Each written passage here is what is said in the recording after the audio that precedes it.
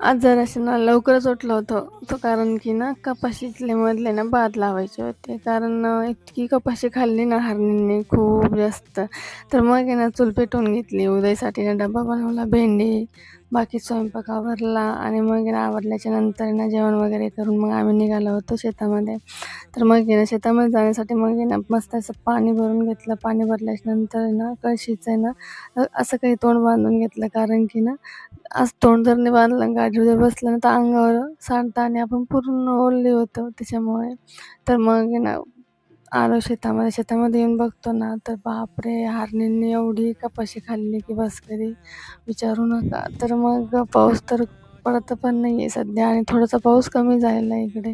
तर लावले वगैरे आणि मग निघालो घरी. घरी आल्याच्या नंतर ना चहा वगैरे बाकीचे हातपाय धुतले आणि मग मस्त बनवली होती वांग्याची भाजी. आणि आमच्या इकडे ना शेंगदाणे घातल्याशिवाय ना कोणती वांग्याची भाजी बनतच नाही बरं का. तर मग मस्त असं वांग्याची भाजी बनवली आणि व्हिडिओ जर आवडला ना तर लाईक करा, शेअर करा, सबस्क्राईब करा. भेटूया पुढच्या व्हिडिओमध्ये. तोपर्यंत बाय.